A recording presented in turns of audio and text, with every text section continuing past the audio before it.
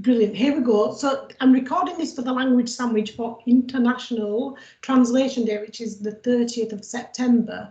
And I had the idea just to get a few translators together, because you're always in the shadows, you guys. You know, people don't realise. I think this magically they get all the translated text back.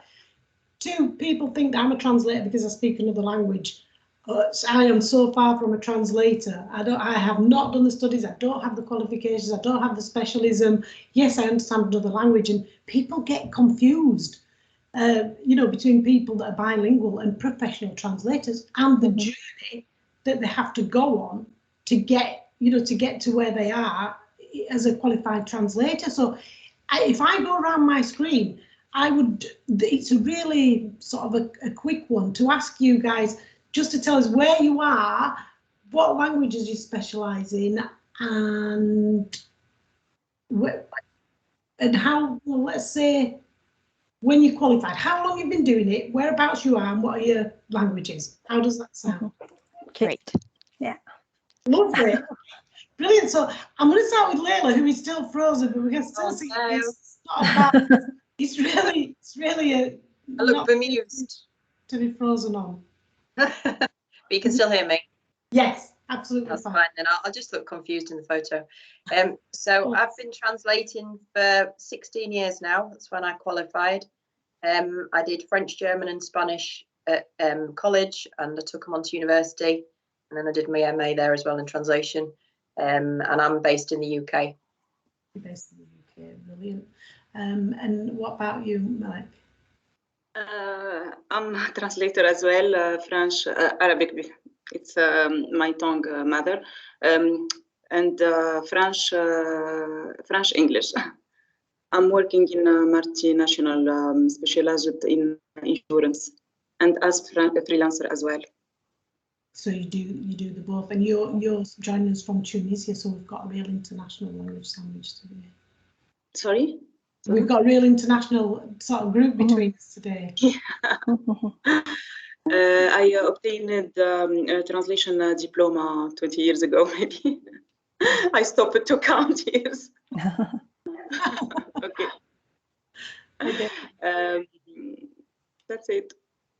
No, that's good. That's brilliant for now. It's just a really tiny intro, and I don't want to put anybody under pressure either. You know, Chiara, how about you?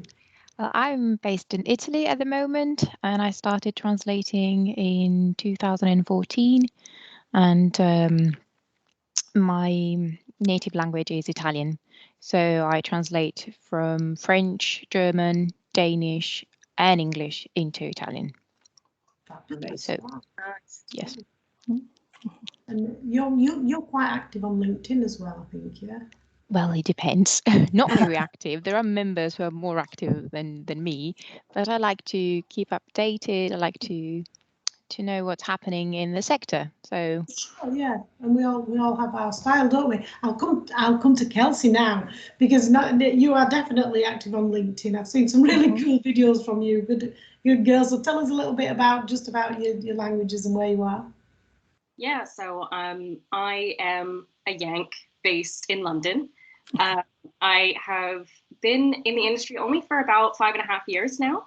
And my main language pairs are French to English, but the bulk of the work that I do is actually freelance account management and project management, either for direct clients who need their documents translated, or for agencies who kind of need an extra pair of hands, and I kind of go in and white label my services that way. So yeah, that's the main thing that I do, but very active on LinkedIn.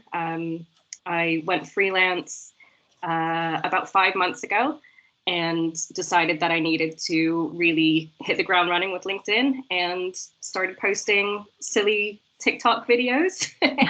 It works, but it's kind of changed, has the platform, and at the end of the day, we do what's best for our personal brand. I mean, some people, it's not, you know, it's not really my cup of tea every day, but that's me trying to build my brand, and you're the same. So we do what we can, don't we? And Anna, Right. I finally got the time right for you. So Anna, what a little bit about yourself? Yeah, hi everybody. So I'm based in Madrid, Spain. I'm a translator, content creator, and copywriter working with, well, Spanish is my mother tongue. I translate from German and English into Spanish. And I normally translate technical and technology applications, websites, and things like that. Yeah. About copywriting and content creator is more general because I haven't decided like a sector right now. So I'm just doing a little bit of everything. That's good because you get an experience in different areas that way. So, yeah. And on to Ines, obviously me and Ines are known to each other. We did work in the same office for a while. So how are you, Ines? Tell us a little bit. I'm fine. So I'm Brazilian. So my language is Portuguese. I translate into English, from English, sorry, into Brazilian Portuguese. Quite often I have to explain that I am not qualified to translate into European Portuguese because there are quite a few differences. So it's kind of funny. I've been a translator for a long time. I don't have any academic qualification. I'm so old that I'm from the time where you could just, learn by doing it. So I learned by experience, by trying, by, being in a team with different translators and learning from them as well. So I was an in-house translator, a technical in-house translator for, my formation years. So that was my university. And yeah, so I translate a little bit of everything. That's another, kind of very general as well, more technical. My background is engineering, so, it's kind of what interests me, one of the things that interests me, but yeah. And that leads me on to sort of another question about how, I know a couple of you sent me messages explaining how you got into the industry, and some of them were really interesting because it's what sort of leads you there? What made you decide on that path? Maybe go to Melek first. Melek, am I pronouncing your name correctly? Yes, Melek, yes, that's it. It means angel in Arabic. Oh, I love that. I want that name. I'm not as angel as that. Half. How did you decide then, just that you wanted to be a translator, or did it come through a progression of? I like languages in general. I started my university courses by French literature studies, but I think that teaching is not for me. So I found that translation is a good option to escape from teaching. So I changed my specialty. Yeah, after 2 years. Did anybody else do that? Did anybody else start somewhere else and then go into translator? Or is there anybody that was 100%, I want to be a translator? Me, yeah. Yes, it was me. I mean, when I began at university, I studied English philology, but definitely I wanted to be a translator. It's true that education came into my path, but at the end, I noticed how well they match. I mean, when you are like teaching grammar, you know much better the texts. You can analyze much better how words go together, how to use the language and things like that. So both professions help me a lot when I work as a translator, and even when I teach. I also say, don't translate this way because the words don't work in this way in Spanish or in English. So they complement both professions perfectly. Yeah. Because I find that the standard of education in translators is higher because, clearly you're not just translators. You have to understand the written word. You have to understand your mother tongue. You have to, and on top of that, you've got to understand all the technologies that's changing all the time, the CAT tools and the software that some of the language service providers offer to enable you to sort of reach the content. How did you get into it, Chiara? Well, it's very funny because I think I was a child and we used to go on holiday to South Tyrol in northern Italy, and that's a bilingual area. And I was exposed to different language since I was a child. And then I started being curious about that strange language, which at that time was German. And then bit by bit, I got passionate about languages. And if I think about it, I've studied languages for all my life. I mean, I studied languages at secondary school, then I went to university, and I studied translation with my BA, then interpreting with my MA, and then I went on, and I couldn't think my life without languages. Actually, it's a constant challenge, and it's so fascinating because you learn so much about people, about cultures. So that's what I believe as well. It does open your mind up to the cultures 100%. I know that Layla's lost her camera. I don't know why. It's still there. I've turned it on and off again. I've done the trusty trick, but it's not working. Oh, no, don't worry. Just how did you come to decide on that as a career, on translation as a career? Yeah, I think like Chiara, I've always liked languages. I mean, I did them at school, then I did them at university, and I couldn't decide which ones to do, and I wanted to do more, but I could only do 3.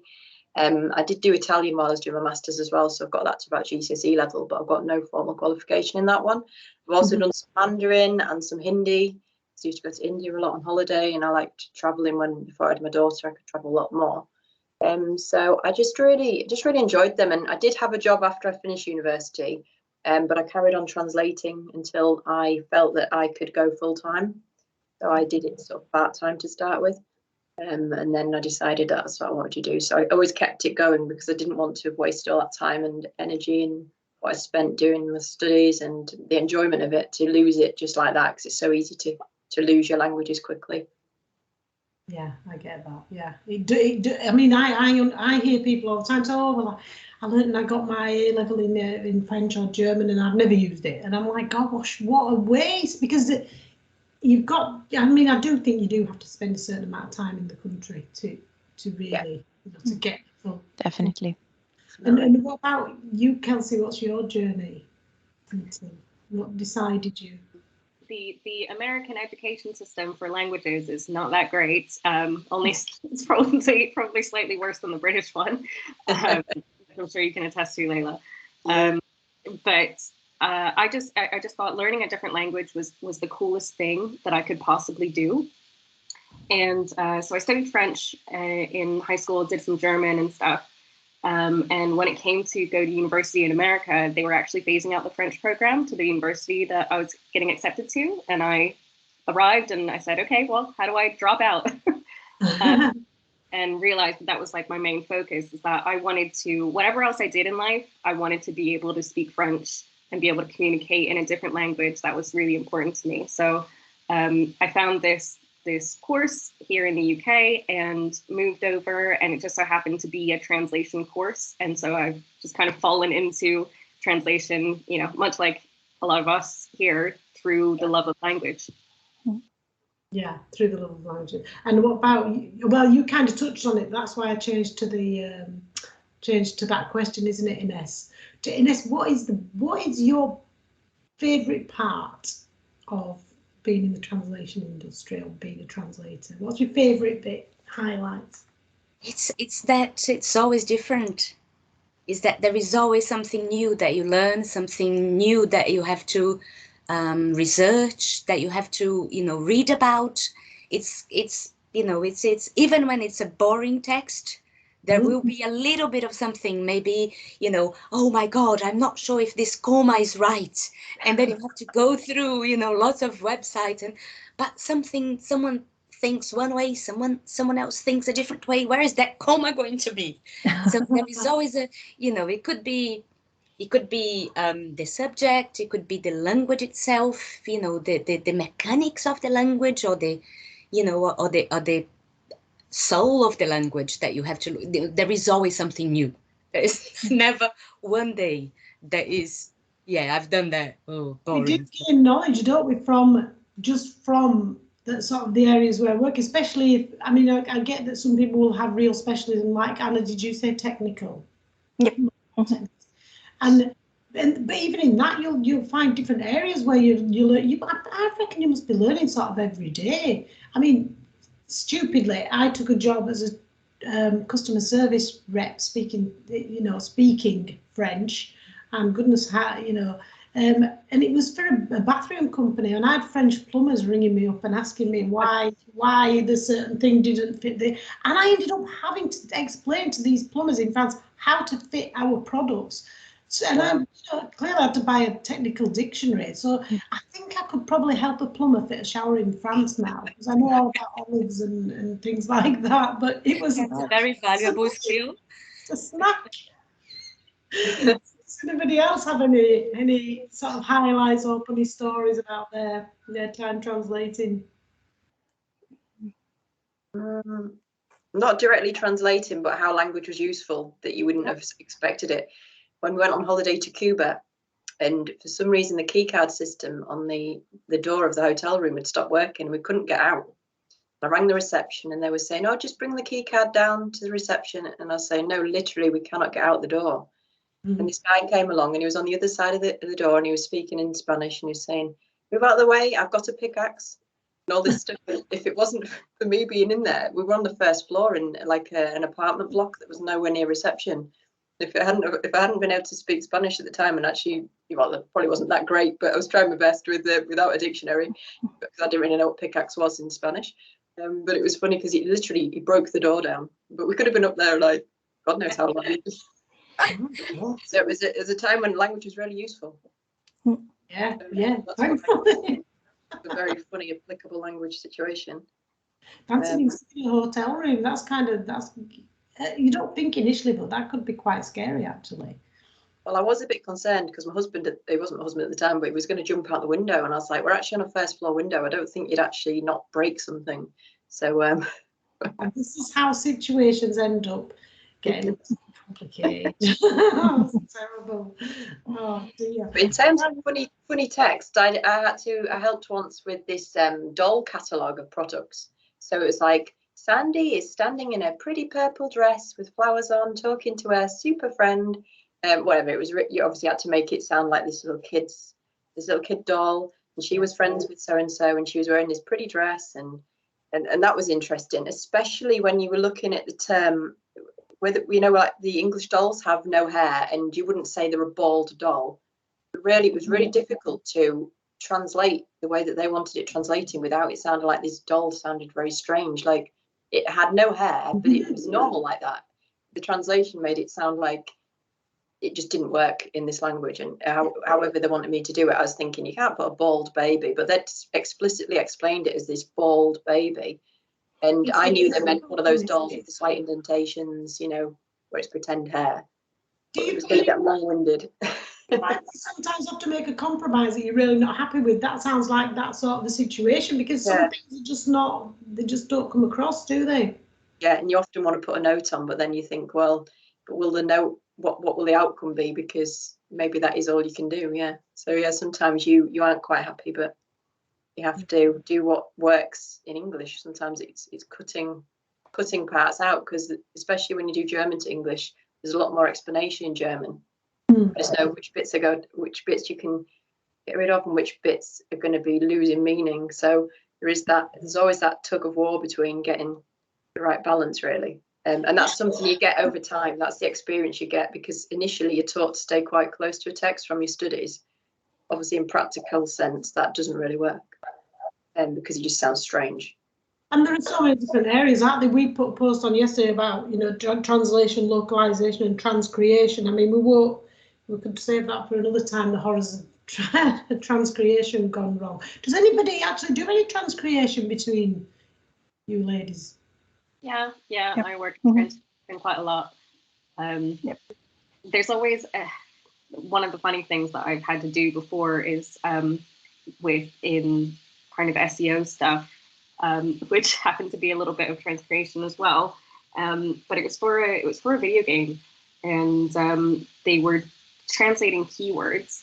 So not only do you have to do the keyword research on them and everything, but we were translating the negative keywords, which took some cultural adaptation, because you think about an online game and the type of things that teenage boys type into their chats and stuff like that, things that you don't want to rank for, and then trying to explain those concepts to, your Japanese team, and then your Spanish team and your French team.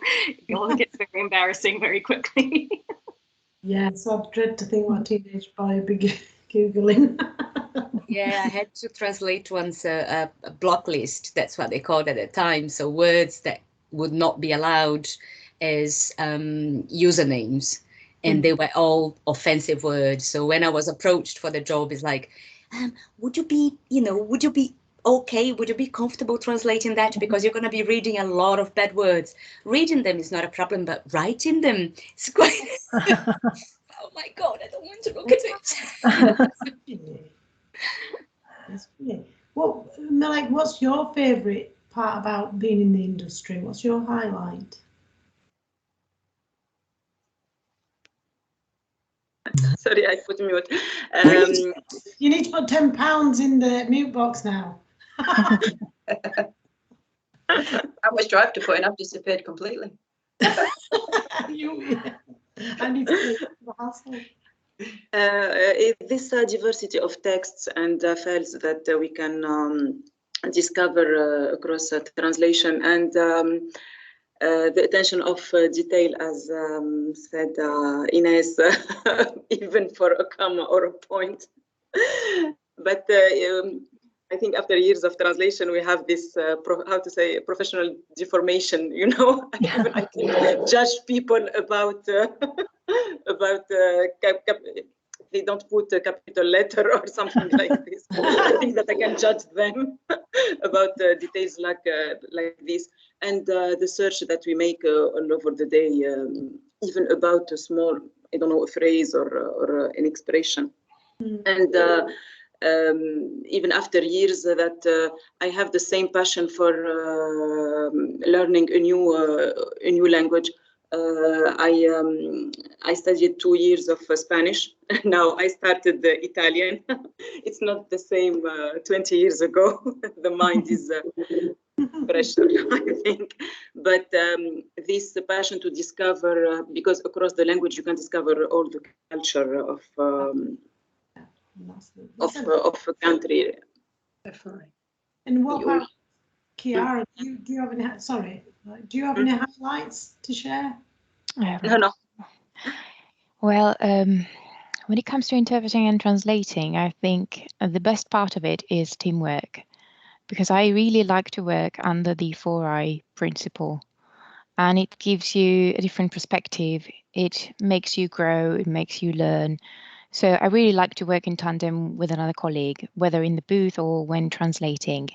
And regarding what Leila was saying before, I have a story about how much languages were useful in difficult situation. In 2011, I was stuck in Denmark because of a snowstorm, and I was at the airport. My flight had been cancelled, and so everyone was waiting there. I went to the customer service desk, and I spoke Danish to the lady at the desk.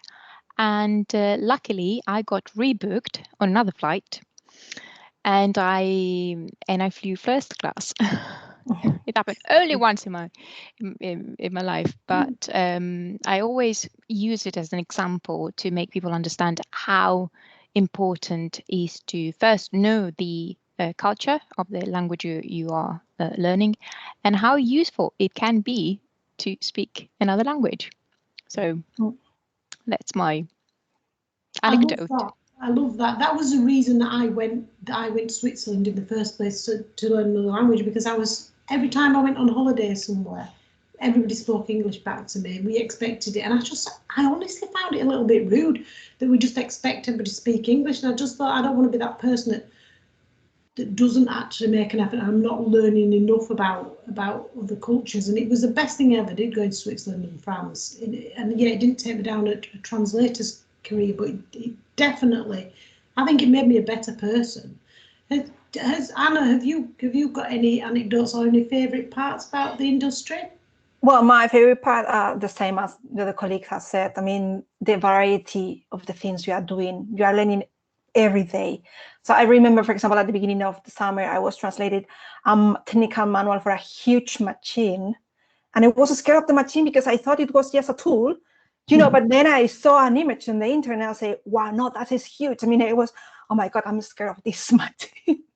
I don't know so how it works, how, I mean, the security systems and everything. And now I'm proofreading an application about healthy style.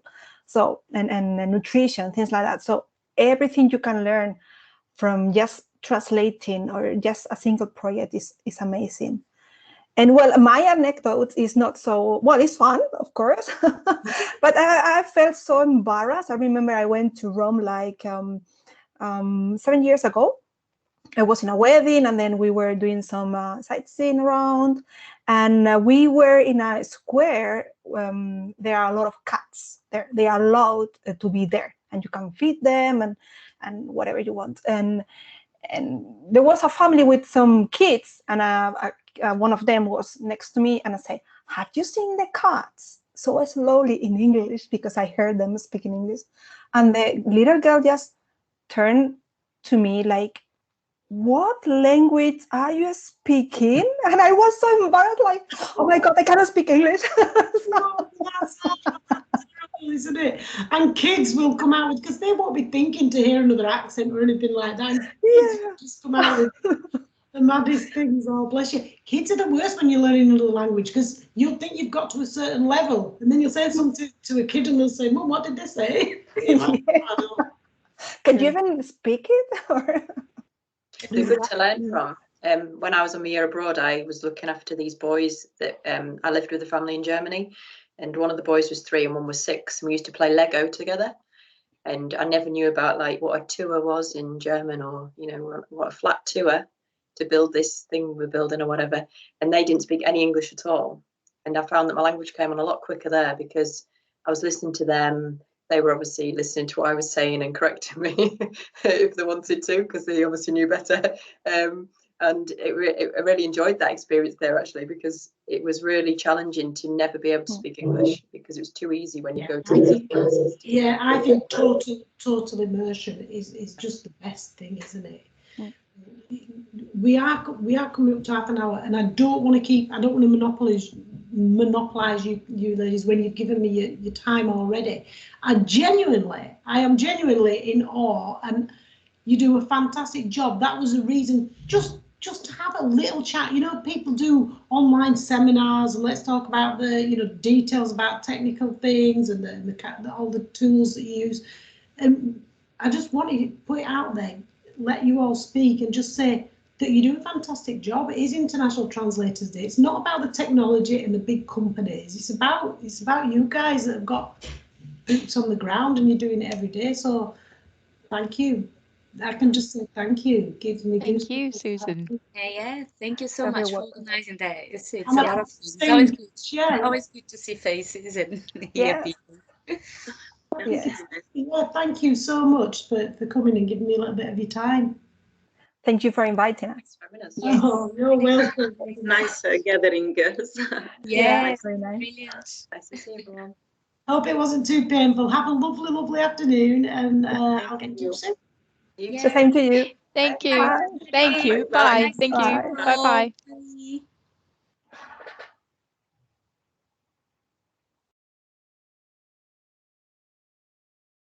Still here.